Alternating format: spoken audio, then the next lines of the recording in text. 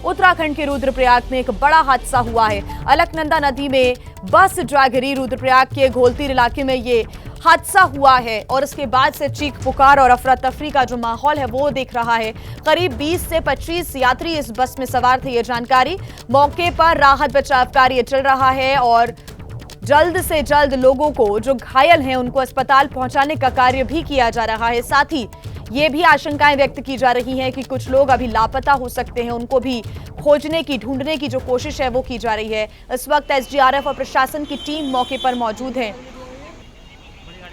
और ज्यादा जानकारी के साथ हमारे संवाददाता दीपक रावत हमारे साथ लाइव जुड़ गए हैं। दीपक, क्या जानकारी मिली है, क्या नया अपडेट है? देखिए, इस वक्त मैं उसी स्पॉट पर मौजूद हूं जहां पर यह बड़ा हादसा हुआ है। तस्वीर आपको दिखा देता हूं। यहाँ पर काफ़ी ज़्यादा लोग आपको नजर आएंगे। हालांकि एसडीआरएफ, फायर ब्रिगेड की जो टीम है, उत्तराखंड पुलिस की जो टीम है वो मौजूद है। साथ ही जो यात्री जो यहाँ से गुजर रहे थे वो भी मौजूद है। ये जगह जो आप देख रहे हैं ये ठीक सड़क किनारे का वो जगह है जहाँ पर ये बस जो कि इधर रुद्रप्रयाग से बद्रीनाथ की तरफ जा रही थी, वो बस यहाँ से अनियंत्रित होकर ये जो रोड साइड जो आपको पिलर नजर आते हैं उनको तोड़ते हुए सीधा नीचे कई फुट गहरी खाई में जा गिरी है। नीचे आप तस्वीरें देख रहे हैं जहां पर एसडीआरएफ के जवान हैं, उससे नीचे ये बस गिरी। नीचे अलकनंदा नदी बह रही है जो कि बद्रीनाथ की तरफ से आती है और वहां पर इस नदी में जाकर ये पूरा जो मिनी बस टाइप की जो वाहन बताया जा रहा है वो पूरा का पूरा डूब चुका है। सबसे बड़ी परेशानी यही है कि जो इस बस में सवार लोग थे उसमें से कुछ लोग जो हैं वो बस के भीतर ही मौजूद रहे जब ये बस नदी में जा समाई। ऐसे में उनको निकालना, उनको बचाना सबसे ज़्यादा मुश्किल काम है। लेकिन अभी की जो जानकारी मिली है उसके मुताबिक करीबन 8 से 9 लोग जो कि जब बस नीचे गिरी होगी, वो बस से नीचे जब बस पलटते हुए नीचे गिर रही थी उस दौरान बस से बाहर गिर गए थे। उनमें से 7 से 8 लोगों को निकाला जा चुका है, जिसमें से एक, अभी तक जो जानकारी मिली है इनिशियली, उसमें एक डेड बॉडी पाई गई है, यानी कि एक मृत पाया गया है जो इस बस में सवार था। और करीबन 2 से 3 महिलाएं जो हैं उनको निकाला गया है। और एक जानकारी और भी मिली है कि जो चालक था बस का वो भी घायल अवस्था में निकाला गया है। वो भी इस गाड़ी में, जब ये गाड़ी नीचे गिरी है उस दौरान वो बाहर निकल गया या खुद कूद गया या कैसे निकला अभी तक उसकी जानकारी नहीं है। लेकिन जो चालक है उसको भी यहाँ से निकालकर अस्पताल ले जाया गया है। यानी कि अब तक 8 लोग जो इस बस में सवार थे उनको निकाला गया है, जिसमें से एक डेड बताया जा रहा है, जिसका जो शव जो है अब धीरे धीरे एसडीआरएफ और एनडीआरएफ की टीमें जो तमाम यहाँ पर लगी हुई हैं, फायर ब्रिगेड की टीमें लगी हुई हैं, उनके ज़रिए उस शव को नीचे से ऊपर लाया जा रहा है। ये तस्वीरें आप देख रहे हैं किस तरीके से रेस्क्यू ऑपरेशन चल रहा है। ये रस्सियाँ बांधी गई हैं और तमाम लोग जो सामान है, मलबा है और जो भी लोग नीचे पाए जाते हैं उनको लाने की लगातार कोशिश इन्हीं रस्सियों के ज़रिए की जाएगी। पहाड़ में आमतौर पर ऐसी जब परिस्थितियाँ होती हैं तो लोगों को बचाना बहुत मुश्किल होता है, क्योंकि इस तरह की गहरी खाई में उफनती नदी के बीच में से लोगों को निकाल पाना, उनको बचा पाना अपने आप में एक बड़ा टास्क होता है। इसलिए एसडीआरएफ की टीमों को लगातार इन तमाम इलाकों में पहले से तैनात किया जाता है। बताया जा रहा है कि 8 बजे के आसपास जब ये घटना हुई तो तुरंत एसडीआरएफ की टीम यहाँ पर पहुंची और उन्होंने कोशिश की कि जितने भी लोग उन्हें आसपास ऊपर की तरफ गिरे हुए नजर आए, घायल अवस्था में नजर आए, उनको तुरंत यहाँ से ऊपर लाया गया रस्सियों के सहारे। उसके बाद एम्बुलेंस की मदद से उन्हें रुद्रप्रयाग में जो बेस अस्पताल है वहाँ पर ले जाया गया है। तो अभी की ये स्थिति है कि करीबन 19 से 20 लोग इस बस में सवार बताए जा रहे हैं। सिर्फ 8 लोग अब तक मिल पाए हैं, एक डेड बताया जा रहा है, बाकी 7 लोग जो हैं गंभीर अवस्था में घायल हैं और उनको अस्पताल में भर्ती कराया गया है। चालक भी जीवित बताया जा रहा है, गंभीर रूप से घायल ज़रूर है। लेकिन अभी जो कोशिश की जा रही है, आप देखिए सामने, तो कोशिश इस बात को लेकर है कि जो बस नीचे नदी में जा गिरी है उससे किस तरीके से उस तक पहुँचा जाए। वो बस अब कहीं नज़र नहीं आ रही। आपको देखिए नदी इतनी गहरी है और आजकल जिस तरह के हालात पूरे उत्तराखंड में बने हुए हैं मौसम के चलते, बारिश लगातार हो रही है, नदियों में भारी उफान है, नदियों का जो जलस्तर है वो काफ़ी ज़्यादा बढ़ गया है। ऐसे में बस का मिल पाना बहुत मुश्किल लग रहा है। लेकिन फिर भी जो एसडीआरएफ के जवान हैं, जो उत्तराखंड पुलिस के जवान हैं, यहाँ पर वो तमाम सीआईएसएफ के जवान भी हैं, क्योंकि सामने ही सीआईएसएफ का एक कैंप भी है, उसके भी जवान जो हैं वो यहाँ पर मौजूद हैं और कोशिश कर रहे हैं कि जो घायल हैं किसी भी हालत में उनको निकाला जा सके, जो लोग बस में सवार थे उनको ढूंढा जा सके। लेकिन बहुत मुश्किल टास्क नज़र आता हुआ। और आप देखिए कि सामान भी बिखरा हुआ आपको जगह जगह पर नज़र आएगा। यहाँ पर सामने की तरफ देखिए तो कुछ लोग हैं जो सामान जो नीचे गिरा होगा, कुछ पन्नियाँ, कुछ बैग जो गिरे हैं उनको ऊपर लाया जा रहा है। बताया जा रहा है कि ये बद्रीनाथ की तरफ ये बस जा रही थी, मिनी बस, टेम्पो ट्रेवलर की तरह इसको कह सकते हैं। ये बस सुबह के वक्त निकली थी रुद्रप्रयाग से आगे की तरफ, बद्रीनाथ की तरफ, लेकिन रुद्रप्रयाग से करीबन 8-9 किलोमीटर के आसपास ही अनियंत्रित होकर ये बस नीचे जा गिरी है। तो इस वक्त की स्थिति आप देखिए तस्वीरों के जरिए ही हम आपको एक्सक्लूसिव तस्वीरें दिखा रहे हैं कि किस तरीके से जो बचाव कार्य है वो यहाँ पर किया जा रहा है, रेस्क्यू किया जा रहा है, कोशिशें की जा रही है। देखिए कुछ लोग एसडीआरएफ के लोग आगे की तरफ बढ़ रहे हैं उन झाड़ियों के बीच, ये जानने के लिए कि कुछ सामान किसी का गिरा हो, कोई वहाँ पर फंस गया हो, कोई घायल अवस्था में पड़ा हो, उसको भी ढूंढा जा रहा है। क्योंकि जब बस गिरी है तो बताया जा रहा है कि उसने 4 से 5 एक के बाद एक उसकी पलटते हुए बस जो है वो नीचे गिरी है और खाई काफ़ी गहरी है और उसके बाद नीचे उफनती नदी है। तो ये तस्वीरें बयां करने के लिए काफ़ी हैं कि कितना भीषण ये हादसा रहा होगा। ये सड़क के किनारे की वो स्थिति आप देखिए जिसको मैं बता रहा था कि यहाँ पर अक्सर पिलर लगे होते हैं कि इन पिलर पर अगर कोई गाड़ी अनियंत्रित होती भी है, ये अक्सर इसीलिए भी बनाए जाते हैं कि वो बस उस पर फंस जाए या गाड़ी जो है उस पर फंस जाए। इस तरह के पिलर होते हैं, मैं आपको दिखाता हूँ, एक साइड हो ये पिलर, इस तरह के पिलर होते हैं कि कोई गाड़ी अगर स्पीड में आती है तो इस पिलर पर अटक जाए, रुक जाए। लेकिन आप सोचिए कि वो बस कितनी ज़्यादा स्पीड में रही होगी, क्या स्थिति रही होगी कि वो इसे तोड़ते हुए सीधा गहरी खाई में जा गिरी है। इस तमाम लोग यहाँ पर मौजूद। आप थे भाई साहब उस वक्त यहाँ पर? क्या आप लोग थे? कोई आप थे? क्या हुआ था भाई? यहाँ मैं तो अभी आ रहा हूँ, लेकिन हमें सूचना मिली कि यहाँ पर जो है राजस्थान का एक मिनी बस थी, राजस्थान से सवारी आई थी, तो यहाँ पर ये पिलर को तोड़ते हुए वो नीचे गिर गई है। यहाँ पर रोड का जो अलाइनमेंट है वो थोड़ा टफ है, इस रोड को भी ठीक किया जाना चाहिए। और जो ये पिलर हैं, पिलर की जगह क्रॉस बैरियर होना चाहिए। क्रॉस बैरियर में जो है बचने के चांसेस ज़्यादा होते हैं। दूसरा, जब सरकार ने आरटीओ विभाग ने, परिवहन विभाग ने 10 बजे के बाद जो है गाड़ी चलाना बंद कर दिया है कि 10 बजे के बाद कोई गाड़ी जो है यात्रा रूट पर नहीं चलेगी। तो रात को भी गाड़ियाँ चल रही हैं और हो सकता है कि ड्राइवर नींद की झोंक में हो। तो जो अव्यवस्थाएँ हो रही हैं, इस अव्यवस्था का नतीजा ये है, इस तरह का एक्सीडेंट जो है यहाँ पर हुआ है। ठीक है, तो ये स्थानीय लोग हैं जो बता रहे हैं कि अक्सर इस तरह के हादसे यहाँ पर क्यों होते हैं। एक तस्वीर में आपको और दिखाने की कोशिश करता हूँ। सुनील पांडे कैमरामैन से बोलूँगा ऊपर की तस्वीर दिखाएं। देखिए ऊपर जो आप देख रहे हैं ये पूरा यहाँ पर लैंडस्लाइड अक्सर बहुत ज़्यादा होता है, प्रोन लैंडस्लाइड इलाका है और हल्की बारिश के बाद भी यहाँ पर मलबा नीचे गिराता है और सड़क जो है वो काफ़ी नैरो है। मतलब यहाँ से 2 गाड़ियाँ अगर तेज़ स्पीड में गुजरने की कोशिश करें तो बड़ा हादसा हो सकता है। तो ये भी एक बड़ी वजह बताई जा रही है कि क्योंकि बीती रात से लगातार इस पूरे इलाके में बारिश हो रही थी। हालांकि सुबह बारिश बंद हुई है, अब धूप निकली है, लेकिन ये भी एक बड़ी वजह बताई जा रही है कि ऊपर से कोई मलबा गिरा हो, बस ने अपने को बचाने की कोशिश की हो और उस दौरान अनियंत्रित होकर ये बस जो है वो नीचे खाई में जा गिरी हो। तो ये तमाम लोग जो नीचे रेस्क्यू के लिए गए थे उनको अब धीरे धीरे सामान के साथ वापस ऊपर भेजा जा रहा है। कुछ लोग और नीचे जा रहे हैं। देखिए तमाम बैग, वो देखिए नीचे जो लोगों के जो बस में सवार थे, कुछ बैग्स जो ऊपर छत पर बंधे होते हैं वो बैग नीचे गिरे होंगे तो उनको भी लाया जा रहा है ताकि उससे शिनाख्त हो सके कि आखिर कौन कौन लोग इस बस में मौजूद थे, कहाँ से थे। अभी जो जानकारी मिली इनिशियली वो कह रहे हैं कि राजस्थान से कुछ लोग आए थे, लेकिन अभी तक पुख्ता तौर पर कुछ नहीं कहा जा सकता। लेकिन इतना तय है कि सुबह करीबन 8 बजे के आसपास बस बद्रीनाथ की तरफ जा रही थी और उसी दौरान यहाँ पर अनियंत्रित होकर नीचे खाई में जा गिरी और रेस्क्यू ऑपरेशन देखिए लगातार चल रहा है। एनडीआरएफ, एसडीआरएफ की तमाम जो टुकड़ियाँ हैं वो लगातार कोशिश कर रही हैं कि नदी में कहीं रास्ता बनाया जा सके और बस का मलबा जो है वो ढूंढा जा सके। और आगे की तरफ भी यहाँ से करीबन आधे किलोमीटर आगे की तरफ भी जहाँ पर नदी का उफान थोड़ा कम हो वहाँ पर भी कुछ ऐसी व्यवस्था की जाए कि अगर कोई चीज़ आगे बहकर गई है तो उसका पता लगाया जा सके। तो ये तस्वीरें आप देख रहे हैं लगातार कि किस तरीके से जो ये बस हादसा हुआ है रुद्रप्रयाग के पास, वहाँ पर रेस्क्यू ऑपरेशन किस तरीके से चल रहा है। जी लेकिन दीपक, यहाँ के जो स्थानीय है उनका यही कहना है कि इस प्रकार का जो ये डेंजरस टर्न है ये हादसों का कारण कई बार बन जाता है। और पिछले साल की अगर हम बात करें 2024 की, जून का ही महीना था, ये वही टाइम होता है जब ये रास्ता और ज़्यादा डेंजरस हो जाता है। तब भी एक मिनी बस इस प्रकार से ही अलकनंदा नदी में गिरी थी और तब 12 लोगों की मौत हुई थी। और एक बार फिर से आज ये हादसा हो जाता है। इस पूरे रास्ते के लिए क्या कोई अभी कदम उठाए जा रहे हैं? क्या किसी तरह का कोई ट्रैफिक डाइवर्ट किया गया है? क्योंकि इस वक्त हम पानी का वेग देख पा रहे हैं, आप जो तस्वीरें हमें भेज रहे हैं, तेजी के साथ पानी आगे बढ़ता हुआ अलकनंदा नदी का जो तेज धारा है वो हमें दिखाई दे रही है। ऐसे में बहुत जरूरी है कि एहतियातन यहाँ पर जो कदम है वो उठाए जाएं प्रशासन की तरफ से। दीपक। जी देखिए, लगातार प्रशासन की तरफ से कोशिश ये की जाती है कि लोगों को लगातार अलर्ट किया जाए। उनसे लगातार ये कहा जाता है कि बारिश का मौसम है, इस दौरान जगह जगह पर लैंडस्लाइड होती है, बचकर चलना चाहिए, ओवर स्पीड नहीं होना चाहिए। जहां पर आप ओवर स्पीड में अगर इस रास्ते को क्रॉस करने की कोशिश करते हैं तो ये आपके लिए बड़ी मुसीबत बन सकता है। और ये हादसे रोजाना होते हैं। कल भी एक बड़ा हादसा हमने इसी सड़क पर देखा था, जहाँ पर 2 गाड़ियाँ टकराई और एक और तीसरी गाड़ी जो मैक्स गाड़ी थी वो नीचे खाई में जा गिरी। गनीमत ये रही कि उसमें कोई किसी के बहुत बड़ा नुकसान नहीं हुआ, हालांकि उसमें भी 10-12 लोग गंभीर रूप से घायल हैं जो अभी भी अस्पताल में भर्ती हैं। तो आए दिन ये हादसे होते हैं। कोशिश प्रशासन की तरफ से ये रहती है कि लोगों को सतर्क रखा जाए, लेकिन बावजूद उसके अक्सर यहाँ पर ऐसा देखा जाता है कि कई बार पत्थर ऊपर से नीचे गिराता है, उससे बचने के चक्कर में गाड़ियाँ जो है वो नीचे गिराती हैं, कई बार ओवर स्पीड होती है।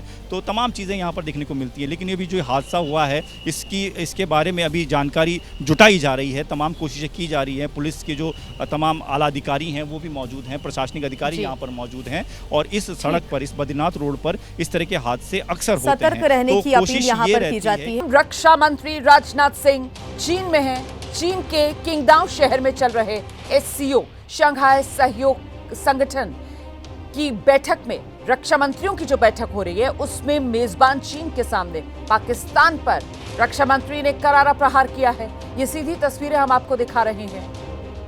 SCO में रक्षा मंत्रियों की बैठक की ये सीधी तस्वीरें आपके सामने। रक्षा मंत्री राजनाथ सिंह आपको नजर आ रहे हैं। रक्षा मंत्री राजनाथ सिंह ने मजबूती से भारत का पक्ष रखा है यहां SCO के रक्षा मंत्रियों की इस बैठक में। और पाकिस्तान के खिलाफ जो ऑपरेशन सिंदूर चलाया गया वो किस तरीके से आतंकवाद के खिलाफ हिंदुस्तान का प्रण था, हिंदुस्तान की प्रतिबद्धता थी, इसे दुनिया के सामने SCO के इस मंच से रक्षा मंत्री की तरफ से रखा गया है।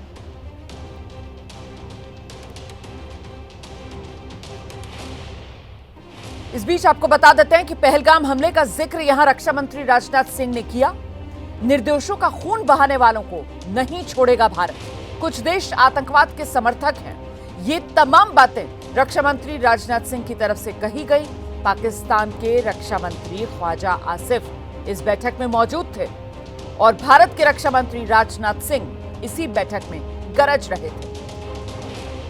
पहलगाम आतंकवादी हमले के बाद भारत और पाकिस्तान में तल्ख रिश्तों के बीच दोनों देशों के नेता पहली बार किसी मंच पर एक साथ थे। SCO रक्षा मंत्रियों की बैठक में पाकिस्तान के रक्षा मंत्री ख्वाजा आसिफ के सामने ही रक्षा मंत्री राजनाथ सिंह ने ऑपरेशन सिंदूर का खुलकर जिक्र किया और कहा कि आतंकवाद के खिलाफ भारत का एक्शन जारी रहेगा। भारत का मानना है कि रिफॉर्म्ड मल्टीलेटरलिज्म देशों के बीच संघर्ष को रोकने के लिए, संवाद और सहयोग के लिए तंत्र बनाने में मदद कर सकता है। कोई भी देश, चाहे वो कितना भी बड़ा और शक्तिशाली क्यों ना हो, अकेले काम नहीं कर सकता। तो कैसे दुनिया के अलग अलग देशों के लिए संवाद और सहयोग जरूरी, इसका भी जिक्र रक्षा मंत्री की तरफ से इस मंच से किया गया।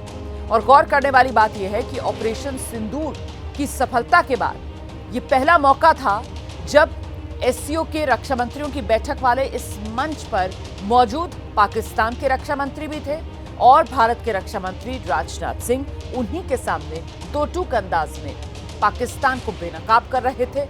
पाकिस्तान की जो आतंकवाद की नीति है उसे भारत बर्दाश्त नहीं करेगा। आतंकवाद को लेकर भारत मुंह तोड़ जवाब देगा और यही ऑपरेशन सिंदूर का फलसफा, ऑपरेशन सिंदूर का मंत्र, ऑपरेशन सिंदूर की फिलॉसफी, ये तमाम बातें पाकिस्तान के रक्षा मंत्री की मौजूदगी में राजनाथ सिंह की तरफ से कही गई हैं दुनिया के इस बड़े मंच से। Peace and prosperity cannot coexist with terrorism and the proliferation of weapons of the mass destruction in the hands of the non-state actors and the terror groups. Dealing with these challenges require decisive action, and we must unite in our fight against these evils for our collective safety and security. It is imperative that those who sponsor, nurture and utilize terrorism for their narrow and selfish ends must bear the consequences. Some countries use cross-border terrorism as an instrument of policy and provide shelter to terrorists. There should be no place for such double standards. SCO should not hesitate to criticize such nations. India's zero tolerance for terrorism is manifest today through its actions. This includes our right to defend ourselves against terrorism. भारतीय सेना की बात मैं करने जा रही हूं। Operation सिंदूर के बारे में मैं आपको बताने जा रही हूं। आतंकवादियों और आतंक के अड्डों को नेस्तनाबूद करने वाली, पाकिस्तान को धूल चटाने वाली भारतीय सेना की ओर से ऑपरेशन सिंदूर पर एक नया वीडियो साझा किया गया है। करीब 7 मिनट की आप शॉर्ट फिल्म इसको कह सकते हैं, जो पहलगाम हमले के दर्द, देश के गुस्से और इसको लेकर सेना ने जो जाबाजी दिखाई और दुश्मन के दांत खट्टे किए, उसी सबको इन 7 मिनट की शॉर्ट फिल्म में दिखाया गया है। देश के दुश्मनों को कड़ी चेतावनी भी दे दी गई और दो टूक शब्दों में कह दिया गया कि तैयारी भारतीय सेना की जारी है और पहले से ज्यादा भारी है। 22 अप्रैल 2025 वो काला दिन जब चंद आतंकवादियों ने खुशियों भरे पहलगाम को खून की बारिश में भिगो दिया। गोलियों की आवाजों में बिखरते हुए सिंदूर की चीखें सुनाई दी।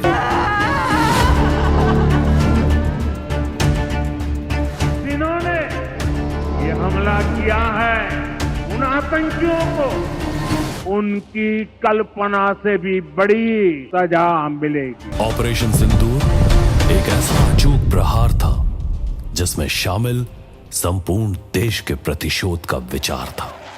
Our response to his attacks on our post was very violent, and strikes on the air bases were very precise again and very accurate.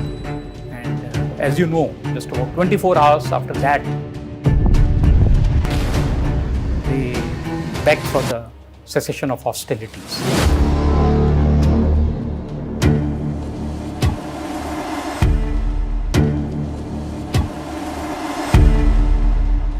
Operation ADFA classification alpha, state of readiness high, and state alpha weapon free. Approaching south at 30. Detachment, target, southeast, speed, loco, engage. जहां एक और दीवार बनकर खड़ी air defence की शक्तिशाली ढाल थी, वहीं दूसरी ओर ये जीत नारी शक्ति की भी मिसाल थी। ऑपरेशन सिंदूर में जहां एक और सीनियर कमांडर्स का तजुर्बा था, वहीं दूसरी ओर ये सरहद पर डटे हर सैनिक का जज्बा था।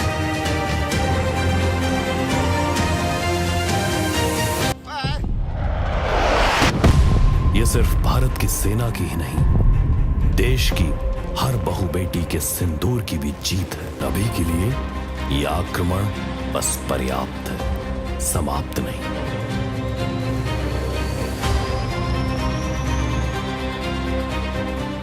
तैयारी अभी भी जारी है और अब की तैयारी पहले से ज्यादा भारी है।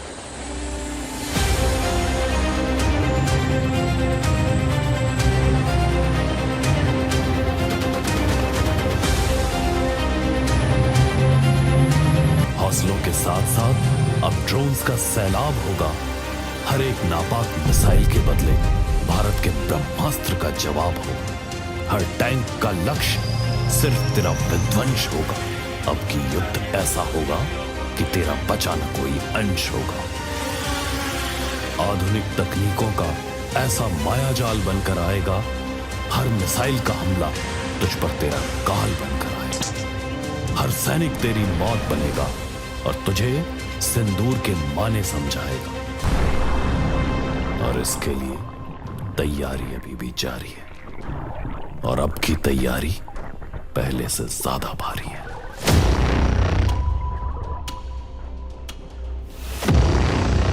कान खोलकर सुन ले दुश्मन, कितनी भी आतंकी चालें चल ले, ये भारत की सेना है। तू करके देख दोबारा जरूरत, हम फिर से घर में घुस के मारेंगे और अब की पहले से ज्यादा अंदर घुस के पहले से ज्यादा मारेंगे।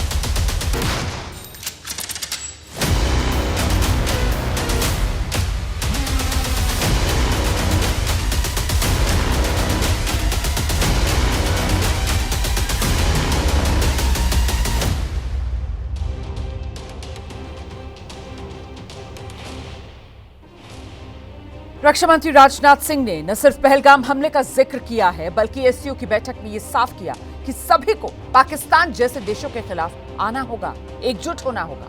और साथ ही बताया कि ऑपरेशन सिंदूर और आतंकवाद के खिलाफ एक्शन भारत का जारी है। It is imperative that those who sponsor, nurture and utilize terrorism for their narrow and selfish ends must bear the consequences. Some countries use cross-border terrorism as an instrument of policy and provide shelter to terrorists. There should be no place for such double standards. Yes, you should not hesitate to criticize such nations. India reaffirms its resolve to fight terrorism in all its forms and manifestations. On 22nd April 2025, the terror group, the Resistance Front, carried out a dastardly and a heinous attack on the innocent tourists in Pahalgam, in the Indian state of the Jammu and Kashmir. 26 innocent civilians, including a Nepali national, were killed. Victims were shot after they were profiled based on the religious identity. The Resistance Front, which is a proxy of UN-designated terror group Lashkar-e-Toiba, claimed responsibility for the attack. The pattern of the Pahalgam terror attack matches with LET's previous terror attacks in India. In exercising its right to defend against terrorism and preempt as well as deter further cross-border terrorist attacks, India on 7th May 2025 successfully launched Operation Sindoor to dismantle cross-border terrorist infrastructure. दरअसल पहलगाम आतंकवादी हमले के बाद भारत ने पाकिस्तान से सिंधु जल समझौता रद्द किया, जिसके बाद से ही पाकिस्तान बौखलाया हुआ है। भारत से बार बार कह रहा है कि सिंधु जल समझौते को लेकर भारत बात करे, उसे बहाल करे। इस पर पहले तो बिलावल भुट्टो ने युद्ध तक की गीदड़ भपकी दे दी थी। पाकिस्तानी अवाम भी इसी तरीके की मांग कर रही है और तो और पड़ोसी मुल्क की जनता गज़वाए हिंद की मांग कर रही है। सुनिए। हम जंग करने को तैयार है अगर इंडस वाटर ट्रीटी रिस्टोर नहीं होती। और इंडिया इस वक्त ओपनली पाकिस्तान को चैलेंज कर रहा है कि जो करना है कर लो, पानी आपको हम नहीं देंगे। जो बगलेहार डैम था वहां से पानी बंद कर दिया है और अब चांसेस ये हैं कि जो किशनगंगा डैम है वहां से भी पानी बंद हो जाएगा। ये मैं समझता हूं कि ये चीज़ अगर रही तो पाकिस्तान में तो अगले साल चावल ही नहीं होंगे, तो चावल नहीं होंगे तो इंडिया का मुकाबला कहां से किया जाएगा। इंडिया हमारा पानी अब नहीं बंद कर सकता। क्योंकि जो हमने उनके साथ पहले किया वो उनके लिए बहुत हो गया। और अब हम चाहेंगे कि जैसे ईरान ने रुख किया इसराइल का, अगर उन्होंने दोबारा पानी बंद किया तो हम इंशाल्लाह पहले से ज़्यादा उनके साथ बर्ताव करेंगे। कि पाकिस्तानी पब्लिक इस टाइम ये कह रही है कि अगर इंडिया पाकिस्तान का पानी नहीं खोलेगा या तो बारिशों के मौसम में उनके वहाँ पे फ्लड आएगा या फिर चाइना उनका पीछे से पानी बंद कर देगा। वहाँ की जो उनकी आबादियाँ हैं वो डूब जाएंगी इस तरह से। अगर पहले पंजाब का नुकसान उन्होंने किया तो इंशाल्लाह अगर इस दफ़ा पानी बंद करेंगे तो हम उनके साथ उससे भी सख्त पेश आएंगे। साथ हैं, हम उनके साथ पूरा तावन करेंगे इंशाल्लाह ताला। और हम इस चीज़ के खिलाफ है। इनमेच्योर सा जिस तरह बंदा बिहेव करता है तो वो कर रहे हैं, तो ये मैच्योरिटी नहीं है उनकी। उनको सारी चीज़ देखनी चाहिए। इससे उनको सिर्फ हमें ही नहीं वो नुकसान पहुंचा रहे, इसके लिए उनको भी नुकसान है। जाहिर सी बात है अगर वो कोई इलीगल एक्शन लेंगे तो पाकिस्तान खामोश नहीं बैठेगा। ग़ज़वा हिंद तो होना ही होना है। तो हम तो बस जब तक सांसें चल रही हैं हम तो उसी फौज का इंतजार कर रहे हैं कि हम भी चलो हमारे नसीब में भी उसके अंदर शामिल हो जाएंगे।